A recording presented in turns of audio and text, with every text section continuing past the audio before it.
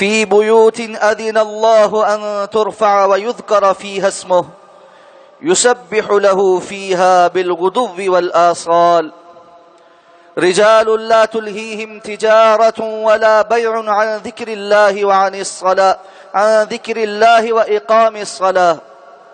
وإقام الصلاة وإيتاء الزكاة يخافون يوما تتقلب فيه القلوب والأبصار ليجزيهم الله أحسن ما عملوا ويزيدهم من فضله والله يرزق من يشاء بغير حساب۔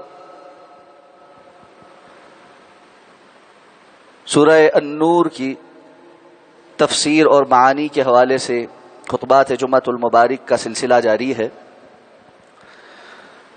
گزشتہ خطبہ جمعۃ المبارک میں ہم نے اس سورہ مبارکہ کی آیت نمبر 35 کے معانی اور مفاہیم کو جانا تھا۔ یہ اس سورت کی بڑی اہم آیت تھی جس کے بنیاد پر ہی اس سورت کا نام سورہ النور ہے۔ اللہ رب العزت نے ارشاد فرمایا کہ آسمانوں اور زمین کا نور اللہ کی جانب سے ہے۔ آسمانوں اور زمین کی بقا، ان کی رونق، ان کا نظام اللہ رب العزت کی جانب سے قائم شدہ ہے، اور پھر ایک مثال کے ذریعے بندہ مومن کے دل کے اندر اللہ نے جو ہدایت کا نور رکھا ہے اس کو واضح کیا گیا کہ ایک انتہائی بہترین روشن چراغ جو ایک تاک میں رکھا گیا ہو، اور اس میں وہ چراغ ایک فانوس کے اندر ہو جس کا شیشہ بڑا ہی شفاف ہے، اور وہ چراغ ایک بڑے ہی مبارک درخت کے تیل یعنی زیتون کے تیل سے جلتا ہے، اور وہ تیل بھی انتہائی اعلیٰ ترین درخت سے نکالا گیا ہے اور بہت ہی شاندار کوالٹی کا ہے کہ جس کو آگ دکھانے کی دیر ہے اور وہ بڑی بہترین روشنی پیدا کرے۔ یہ ساری چیزیں مل کر فرمایا نور علی نور، نور پر نور پیدا کرتی ہے۔ ہم نے بڑے تفصیل کے ساتھ یہ بات جانی تھی کہ علماء کرام نے، ائمہ مفسرین نے، صحابہ کرام نے بندہ مومن کے حوالے سے اس بارے میں کیا کیا مشابہت کے تحت وضاحت کی ہے۔ مومن کا سینہ اور پھر اس کے نور کا جو ہدایت کا جو مقام ہے اس کا دل، اور پھر اس کے اثرات کے وہ ایسی بہترین ہدایت پر ہوتا ہے کہ جو دوسروں کے لیے بھی رہنمائی کا اور ہدایت کا سبب بنتی۔ اور اس سارے پروسیس میں جس طرح ایک بہترین چراغ زیتون کے تیل سے جلتے ہوئے کوئی دھواں نہیں دیتا، بندہ مومن اپنے ایمان پر ثابت قدم رہتے ہوئے دوسروں کو کوئی نقصان نہیں پہنچاتا۔ اور اللہ نے فرمایا اللہ اس طرح مثالیں دیتے ہیں لوگوں کے لیے، اور اللہ رب العزت بہت زیادہ علم رکھنے والی ذات، ہر چیز کا علم ہے اس کے پاس۔ اب فرمایا فی بیوت اذن اللہ ان ترفع، ان گھروں میں جن کے بارے میں اللہ نے یہ حکم دیا ہے کہ ان کو بلند کیا جائے، وَيُذْكَرَ فِيهَا اسْمُهُ، اور اس کے اندر اللہ کا ذکر کیا جائے، يُسَبِّحُ لَهُ فِيهَا بِالْغُدُوِّ وَالْآصَالِ، جس کے اندر صبح اور شام کے اندر اس کے لیے تسبیح بیان کرتے ہیں۔ کون؟ رجال، بڑے ہی عظیم اللہ کے بندے، لا تلہیہم تجارہ، ان کو تجارت غفلت میں نہیں ڈالتی، ولا بیع، اور نہیں فروخت کا وقت، عن ذکر اللہ، اللہ کے ذکر سے، واقام الصلاۃ، اور نماز کے قائم کرنے سے، وایتاء الزکاۃ، اور زکوٰۃ کے ادا کرنے سے، یخافون یوما، یہ سب کرنے کے باوجود فرمایا یخافون یوما، وہ خوف زدہ رہتے ہیں اس دن سے، تتقلب فیہ القلوب والابصار، جس دن دل اور آنکھیں پھر جائیں گی، لیجزیہم اللہ احسن ما عملوا، تاکہ اللہ رب العزت ان کو جزا دے اس کی جو انہوں نے بہت بہترین کر دکھایا ہے، وَيَزِيدَهُم مِّن فَضْلِ، اور اپنے فضل سے مزید بھی عطا فرمائے، وَاللَّهُ يَرْزُقُ مَن يَشَاءُ بِغَيْرِ حساب، اور اللہ جسے چاہتا ہے بغیر حساب کے رزق عطا فرماتا۔ علماء کرام نے ان آیات کی تفسیر میں سب سے پہلا نقطہ جو بیان کیا ہے وہ یہ ہے کہ اللہ نے بندہ مومن اور اس کے دل اور اس کے ایمان کی مثال ایک بہترین روشن چراغ جو ایک فانوس میں بہترین روشنی دے رہا ہے اس سے دی ہے۔ یہ تصور کیجئے کہ ایک بہت ہی بہترین اعلیٰ ترین میٹیریل سے بنا ہوا فانوس جب کسی کے پاس موجود ہو تو اب وہ کیا کرے گا؟ کیا اس کو چوک اور چوراہے میں رکھے گا؟ اپنے گھر کے کار پورچ میں لگائے گا؟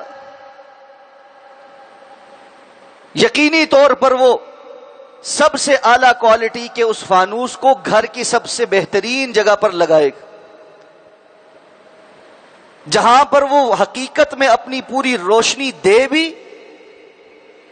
اس کی خوبصورتی ارد گرد کے ماحول کو مزین بھی کر دے، اور ہر دیکھنے والے کو معلوم پڑے کہ ہاں یہ سب سے مناسب جگہ تھی جہاں پر اس کو موجود ہونا چاہیے تھا۔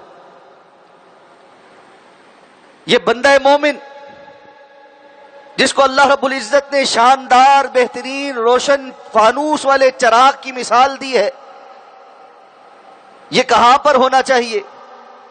فی بیوت اذن اللہ ان ترفع، اس کا اصل مقام اور ٹھکانہ اللہ کے وہ گھر ہیں، وہ مسجدیں ہیں جن کی تعظیم کا اللہ نے حکم دیا۔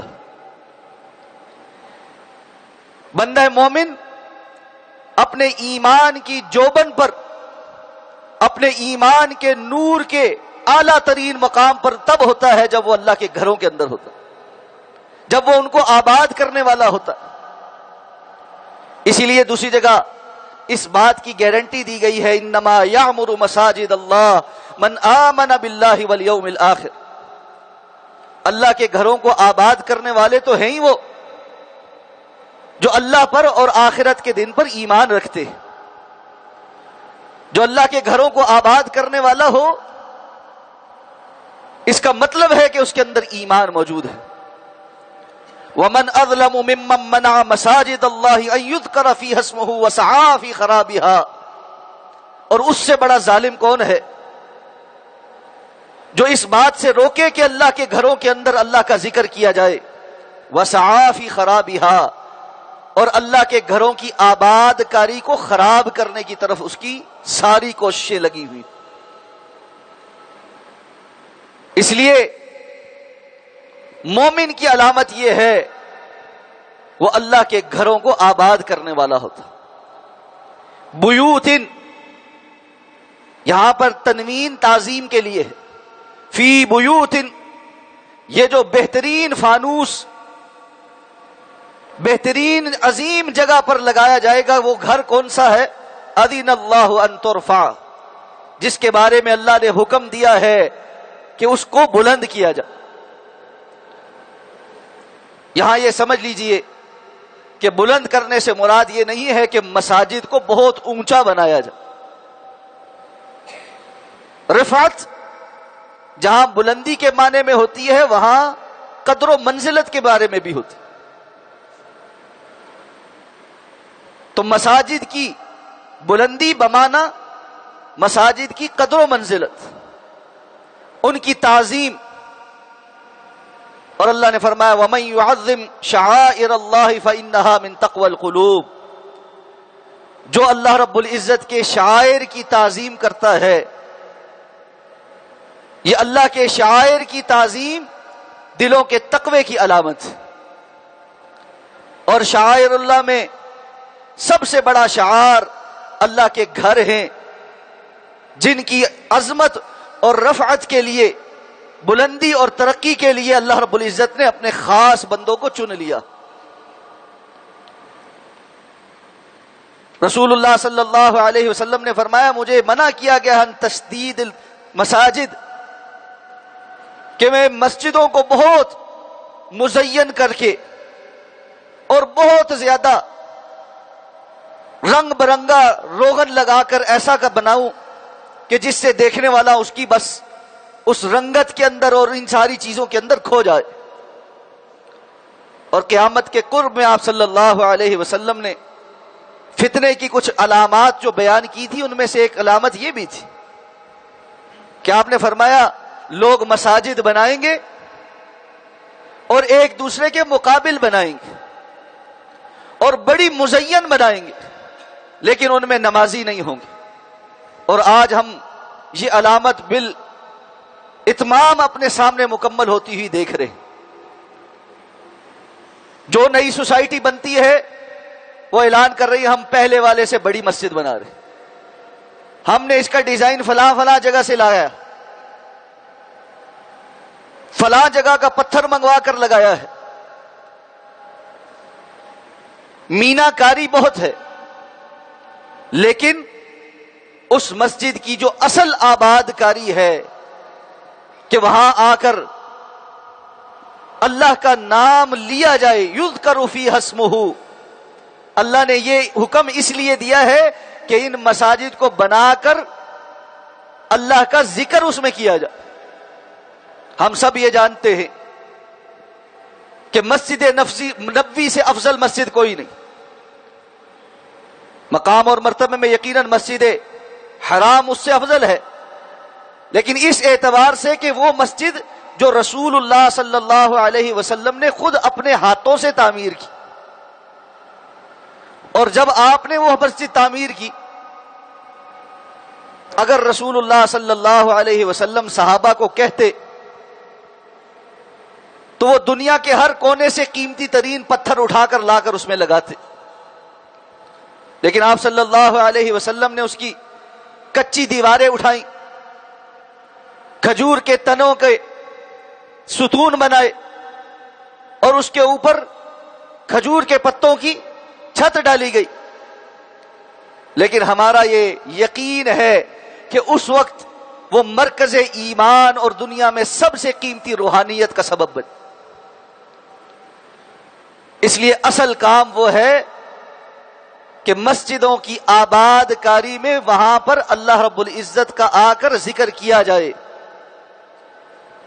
اور عبداللہ ابن عباس رضی اللہ تعالی عنہما فرماتے ہیں یسبح له فیہا بالغدو والآصال، اس کے اندر صبح اور شام کے وقت آ کر تسبیح بیان کرتے ہیں. یہاں پر تسبیح سے مراد نماز ہے، اور یہ صبح اور شام کی نماز مفسر کے قرآن حضرت عبداللہ ابن عباس رضی اللہ عنہما فرماتے ہیں یہ فجر کی نماز اور عصر کی نماز. اس لیے کہ فجر کی نماز نیند کی وجہ سے پڑھنی مشکل ہے، اور عصر کی نماز کاروبار کی وجہ سے آ کر سب کچھ چھوڑ چھاڑ کر مسجد میں آ کر جماعت کے ساتھ پڑھنی مشکل ہے. اسی لیے فرمایا حافظوا علی الصلوات والصلاة الوسطى وقوموا للہ قانتین، نمازوں کی حفاظت کرو، خاص طور سے جو نماز وسطیٰ ہے. اور جمہور مفسرین کا قول یہی ہے کہ نماز وسطیٰ سے مراد عصر کی نماز. اور اس وقت بندہ زیادہ کاروبار میں لگا ہوا ہوتا، مصروفیت ہوتی، کہتا ہے تھوڑی دیر بعد پڑھ لوں، تھوڑی دیر بعد پڑھ لوں. جماعت سے نہیں پڑھی انفرادی پڑھ لوں، یہ والا سودا ختم کر لوں پھر پڑھ لوں، کرتے کرتے اس کی نماز فوت ہو جاتی ہے۔ آپ صلی اللہ علیہ وسلم نے فرمایا جس بندے کی عصر کی نماز فوت ہو جائے اس کو یہ جاننا چاہیے اس کا اتنا ہی بڑا نقصان ہوا ہے جتنا اگر کسی کا سارا مال اور اس کے سارے گھر والے ہلاک ہو جائیں تو اس کا نقصان ہوگا، اتنا ہی اس کا نقصان ہوا۔ اس کا ایک معنی علماء نے یہ بھی بیان کیا ہے کہ بندے کو عصر کی نماز سے اتنی محبت ہونی چاہیے کہ اگر کبھی خدا نہ خواستہ اس کی یہ نماز فوت ہو جائے تو اس کے دل میں اتنا ہی دکھ ہو جتنا اس کا سارا مال اور سارے گھر والے ہلاک اور برباد ہو جائیں تو اس کو دکھ ہو۔ اور جس قدر بندہ اپنے مال کی حفاظت کے لیے اور اپنے گھر والوں کی حفاظت کے لیے فکر مند ہوتا ہے اتنا ہی یہ بندہ اپنی عصر کی نماز کی حفاظت کے لیے فکر مند۔ یہ مسجدوں کا آباد کرنا اور اسی کے ساتھ ساتھ مسجدوں کا آباد کرنا، وہاں پر سہولت پیدا کرنا۔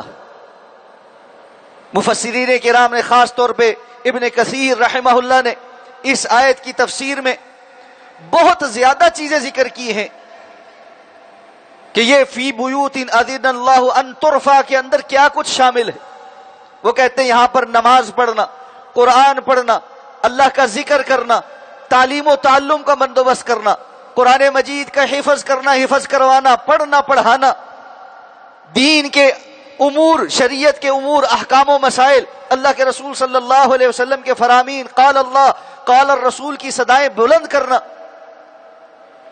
اور اسی طرح آنے والے اللہ کے مہمانوں کی اکرام کا اہتمام کرنا، ان کے لیے سہولت پیدا کرنا، صفائی ستھرائی کا انتظام کرنا، مسجدوں میں اونچی آواز سے شور و غوغا نہ کرنا، ان کا احترام کرنا، مساجد میں تھوکنا اور گندگی اور غلاظت پھیلانے سے بچنا، مسجدوں کی صفائی کے لیے اہتمام کرنا، وہاں خوشبو کا اہتمام کرنا، اور مسجد میں آتے ہوئے بہتر اور اچھا لباس پہن کر آنا کہ اللہ رب العزت نے اس بات کا حکم دیا ہے کہ جب مساجد کی طرف آؤ تو اچھا لباس اور زینت اختیار کر کے آؤ۔ خذوا زینتکم عند کل مسجد، ہر مسجد کے اندر زینت اختیار کرو، اللہ کے حضور آنا ہے، حاضری دینی ہے، اللہ کے سامنے پیش ہونا ہے، بندہ اہتمام کے ساتھ آئے۔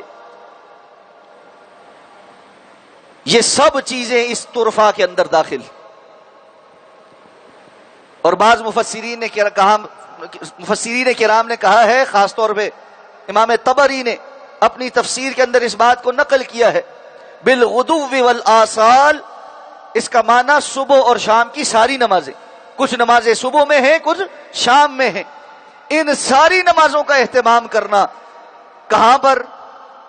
گھر میں، دکان میں، آفس میں، چلتے پھرتے کہیں بھی، فی بیوت اذن اللہ، اللہ نے تو حکم دیا ہے اللہ کے عظیم گھروں کے اندر، اللہ کا ہر گھر عظیم ہے، لیکن اہتمام کر کے اللہ کے گھروں کے اندر جا کر یہ نمازیں پڑھیں۔ اس لیے فرمایا لیکن یہ کام کون کرتے ہیں؟ رجال رجال۔ عربی زبان کا ایک اسلوب ہے،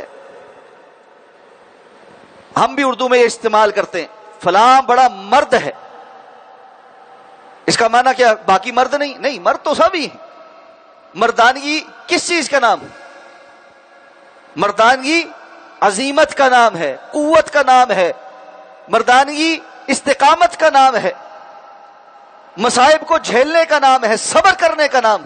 تب کہتے ہیں نا فلاں بندہ بڑا مرد کا بچہ۔ اللہ نے فرمایا رجال، یہ کرتے وہ ہیں جو بڑے عظیم اللہ کے بندے ہیں، بڑے مرد ہیں۔ کیسے ہیں؟ کیوں ہیں؟ کیا خصوصیت ہے؟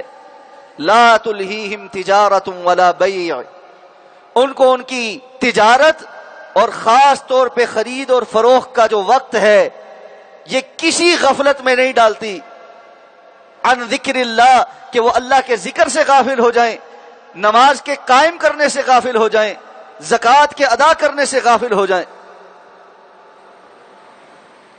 مفسرین کرام میں سے اکثر کا رجحان یہ ہے کہ اللہ کا ذکر نماز اور زکوٰۃ کا عمومی طور پہ تذکرہ اس لیے کر دیا گیا ہے کہ یہ بڑی بڑی عبادات، وگرنہ وہ اللہ رب العزت سے کسی وقت بھی غافل نہیں ہوتے۔ یہ وہ لوگ ہیں، اصل میں مرد کہلانے کا حقدار وہ ہے جو اپنی تمام تر قوتوں اور صلاحیتوں کو اللہ کی اطاعت و فرما برداری کی طرف راغب کر دے، جو نفس کا غلام ہے، جو اللہ رب العزت سے غافل ہے، جس کو فکر ہی کوئی نہیں کہ 2 + 2 4 سے باہر نکل کر بھی اللہ رب العزت کی اطاعت اور فرما برداری کرنی ہے، اس کے اندر کسی قسم کی کوئی رجولیت، کوئی مردانگی موجود نہیں۔ یہاں ایک اور بات بھی علماء نے ذکر کی ہے، اللہ نے یہاں ذکر کیا ہے لا تلہیہم تجارۃ ولا بیع، ان کو نہ ان کی تجارت نہ خرید و فروخت غافل کرتی ہے۔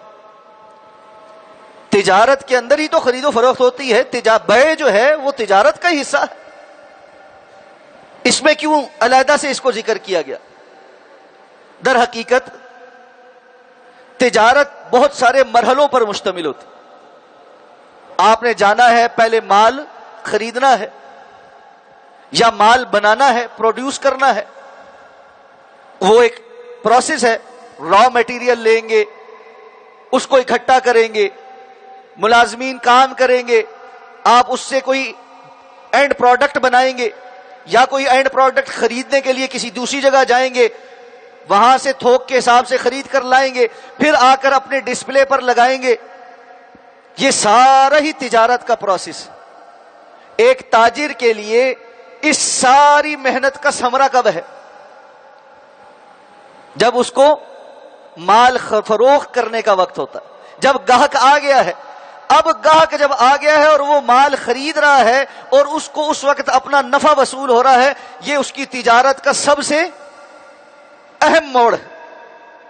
اللہ فرماتے ہیں اللہ کے یہ بندے، عظیم بندے، رجال، یہاں پر بھی تنوین تعظیم کے لیے ہے، اللہ کے عظیم بندے وہ ہیں، ان کو غفلت میں نہیں ڈالتی نہ ان کی تجارت کہ اس کے دوسرے جو مراحل ہیں ان میں بھی جب نماز کا وقت ہو جائے وہ نماز ہی پڑھتے، جب اللہ کے ذکر کا وقت ہو وہ غافل نہیں ہو جاتے۔ خرید فروخت، لین دین، کوئی چیز خریدنے کے لیے جن مراحل میں وہ گزرتے ہیں، جھوٹ نہیں بولتے، وہاں فراڈ نہیں کرتے، جھوٹی قسمیں نہیں اٹھاتے، 2 نمبر مال نہیں 1 نمبر بنا کر بیچتے رہتے۔ ولا بیع، اور اس سارے کے بعد جب اصل کرکس آتا ہے، جب اصل موقع آتا ہے، گاہک سامنے بیٹھا ہوا ہے، آپ کا لین دین کا معاملہ ہو رہا ہے، ادھر سے آواز لگتی ہے حی علی الصلاۃ، اب بندہ کہتا ہے گاہک کو کیسے چھوڑ کے جاؤ، اب میٹنگ سے کیسے اٹھوں، نماز مؤخر کر لیتے، اس کو بھگتا لوں پھر پڑھ لوں گا۔ اصل وہ ہیں جو جانتے ہیں رزق اللہ کے اختیار میں، اگر اللہ نے میرا رزق لکھا ہے تو یہ کہیں نہیں جانے والا، اور اگر نہیں لکھا میں اس کے ساتھ 10 گھنٹے بھی بیٹھ کر مغز ماری کرتا رہوں میرا کچھ نہیں بننا۔ اس لیے وہ فوقیت کس کو دیتے؟ نماز کو، اللہ کے ذکر کو، اللہ کی یاد کو۔ اور اس موقع پر اللہ کی یاد یہ بھی ہے کہ بیچتے ہوئے، خریدتے ہوئے جھوٹ نہیں بولتے، اپنے مال کی ہر چیز واضح کرتے ہیں، دھوکہ نہیں کرتے، فراڈ نہیں کرتے، اور اس کے ساتھ اپنے مال کے آنے پر ایتاء الزکاۃ، زکوٰۃ دینے سے غافل نہیں ہو جاتے۔ کما لیا بس ٹھیک ہے، اب ہیلے بہانے سے کچھ نہ کچھ ایسا کروں زکوٰۃ نہ دینی پڑے، اور یہ سب کرتے ہوئے نیکی کے اوپر قائم ہیں۔ اللہ ان کی عظمت بیان کر رہا ہے، بڑے عظیم اللہ کے بندے ہیں، پھر بھی کیا ہے؟ یخافون یوما تتقلب فیہ القلوب والابصار، وہ اس دن سے ڈرتے ہیں جس دن دل اور آنکھیں پھر جائیں گی۔ قیامت کے روز اللہ کے سامنے کھڑے ہونے سے، حساب دینے سے، اپنے اعمال کی کوتاہی سے اپنے عملوں کی بدصورتی سے ڈرتے ہیں. سب محنت کر کے بھی انسان ویسا نہیں کر سکتا کہ اللہ کا حق ادا کر سکے. ام المومنین حضرت عائشہ صدیقہ رضی اللہ تعالیٰ عنہا نے اللہ کے رسول صلی اللہ علیہ وسلم سے پوچھا تھا کہ اللہ رب العزت یہ جو اللہ تعالیٰ نے قرآن میں، اللہ کے رسول یہ جو اللہ رب العزت نے قرآن میں فرمایا ہے وجلت قلوبہم، ساری نیکیاں کرنے کے باوجود بھی ان کے دل کانپ رہے ہوتے ہیں، کیوں؟ کیا یہ بہت بڑے گناہ کرنے والے ہوتے؟ اللہ کے رسول نے فرمایا یہ گناہ کرنے والے نہیں ہوتے. اللہ نے تو نیکیوں کا تذکرہ کیا ہے، لیکن نیکیاں کر کے ان کو یہ ڈر لگا رہتا ہے کہ پتہ نہیں یہ نیکی قبول ہوگی یا نہیں ہوگی. ہمارے عمل تو اس قابل نہیں ہے، اللہ اپنے فضل سے ہی قبول فرما لے. اس لیے اپنے عمل پر تکبر نہیں ہونا چاہیے، اپنے عمل کا ایک تکبر یہ نہیں ہونا چاہیے. نیکی کا تکبر انسان کو کہیں کا نہیں چھوڑتا، اور ہمارے ہاں نیکی کا بڑا تکبر موجود، بڑا تکبر موجود، اور اس کے پھر احسان بھی جتلائے جاتے. اس لیے اس بات سے ڈرے کہ انسان نیکی کرے اور اس کو تکبر کی وجہ سے ضائع کر دے. اب فرمایا لیجزیہم اللہ احسن ما عملوا، یہ بندہ مومن جس کا دل نور ہدایت سے منور ہے، جو ایک شاندار فانوس کی مانند ہے، جو اللہ کے گھروں کے اندر آباد کاری میں چمکتا ہے اور دوسروں تک خیر پہنچاتا ہے، معاشرے میں جب اللہ کے گھروں سے باہر نکلتا ہے تو تجارت کرتا ہے، لین دین کرتا ہے، معاملات کرتا ہے، نوکری کرتا ہے، وہاں پر بھی اللہ کے ذکر سے غافل نہیں ہوتا. اس کی نور، اس کا نور ہدایت اس کو وہاں پر بھی اللہ رب العزت کے ساتھ جوڑے رکھتا. یہاں سے ایک اور بات بھی پتہ چلتی ہے، دین اسلام رہبانیت کا دین نہیں ہے کہ اللہ نے یہ حکم دیا ہو کہ اللہ کے بندے اللہ کے گھروں کے اندر تو چمکیں گے، بس کٹیا بنا کر بیٹھ جائیں اور اللہ کے گھروں کے اندر ہی بیٹھے رہیں. بلکہ فرمایا اصل مقام، اصل ٹھکانہ جہاں ان کے دل معلق ہیں، جہاں بار بار جانے کی ان کو تمنا رہتی ہے، جیسے کہ رسول اللہ صلی اللہ علیہ وسلم نے فرمایا وہ 7 بندے جن کو اللہ رب العزت اللہ کے عرش کے سائے میں جگہ عطا فرمائے گا قیامت کے دن، ان میں سے ایک وہ ہے رجل قلبہ معلق بالمساجد، وہ بندہ جس کا دل اللہ کی مسجد میں، اللہ کے گھر میں لٹکا ہوا ہے. باہر جاتا ہے پھر اس کو فکر ہوتی ہے اب نماز کے لیے میں کب واپس پہنچوں، کتنی دیر میں اللہ کا ذکر کرنے کے لیے بیٹھوں. فرمایا بندہ مومن کو اللہ کے گھر کے اندر اس طرح سکون ملتا ہے جیسے مچھلی پانی میں ہوتی، اور منافق کو مسجد میں آنا پڑ جائے تو اس کا دل ایسے مضطرب ہوتا ہے جیسے مچھلی پانی سے باہر ہوتی. کب جان چھوٹے گی، ٹائم بہت زیادہ ہو گیا ہے، آج قاری صاحب نے نماز بڑی لمبی پڑھا دی ہے، 10-12 منٹ سے اوپر ہو گئی ہے نماز، آج جو ہے وہ سجدہ لمبا تھا، آج رکوع لمبا تھا، آج مولوی صاحب نے درس زیادہ لمبا دے دیا، میرے 5 منٹ اور لگ گئے ہیں. سارا ٹائم ایک اضطراب ہی لگا ہوتا ہے. اس کو اس بات کی اندر سے تڑپ نہیں ہوتی کہ خیر کیا مل رہی، خیر کیا مل رہی.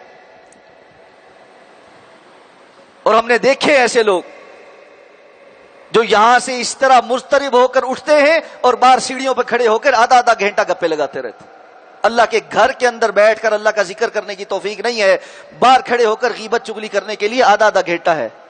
کیا بد نصیبی. اللہ نے اگر وقت دیا ہے آپ آدھا گھنٹہ باہر کھڑے ہو سکتے ہیں، کسی کی غیبت چگلی کر سکتے ہیں، اس سے بہتر یہ نہیں ہے اللہ کے گھر کے اندر بیٹھے قرآن مجید کا آدھا پارہ پڑھ لے، 6, 8, 10 نوافل زیادہ پڑھ لے، کسی حلقہ درس میں بیٹھ جائیں، اللہ کے رسول کی ایک حدیث سن لے، قرآن مجید کی آیت کی تفسیر کی کلاس ہو رہی ہے اس میں بیٹھ جائیں. خیر کے کاموں میں آگے بڑھنے کی کوشش کریں، اپنے وقت کو ضائع نہ کریں. رجال تب بنیں گے، یہ مرد کے بچے، یہ عظیم بندے یہ تب بنیں گے جب اس غفلت سے باہر نکلیں گے. تو اللہ فرماتے اللہ تاکہ ان کو پورا لیجزیہم اللہ احسن ما عملوا، جو انہوں نے بڑا خوبصورت عمل کیا اللہ ان کو اس کا بدلہ دے. صرف اتنا جتنا انہوں نے کیا ہے نہیں، وَيَزِيدَهُم مِّن فَضْلِهِ، اور اللہ اپنے فضل سے ان کو مزید بھی بہت کچھ عطا فرما. اور جنت تو مزید ہی ہے، جنت تو مزید ہی ہے، وگرنہ انسان جتنا عمل کرتا ہے جنت کا مستحق تو بن ہی نہیں سکتا، اس کے شاید نظارے کا بھی مستحق ہمارا عمل نہ بنتا ہو. یہ سارا اللہ نے مزید کے طور پر ہی عطا فرمانا. وَيَزِيدَهُم مِّن فَضْلِهِ، اور ساتھ فرمایا واللہ یرزق من یشاء بغیر حساب، جان لو اللہ جسے چاہتا ہے بغیر حساب کے رزق دیتا ہے۔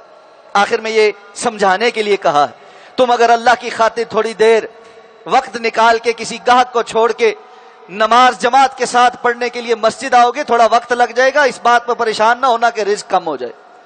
یہ اللہ کے اختیار میں، اللہ جسے چاہتا ہے بغیر حساب کے رزق عطا فرما دیتا ہے۔ آخر میں ایک حدیث قدسی سن کر بات ختم کر لیں۔ اللہ کے رسول صلی اللہ علیہ وسلم نے فرمایا، اللہ تعالیٰ فرماتے ہیں یبن آدم، اے آدم کے بیٹے، تفرغ لعبادتی، میری عبادت کے لیے فارغ ہو، وقت نکال۔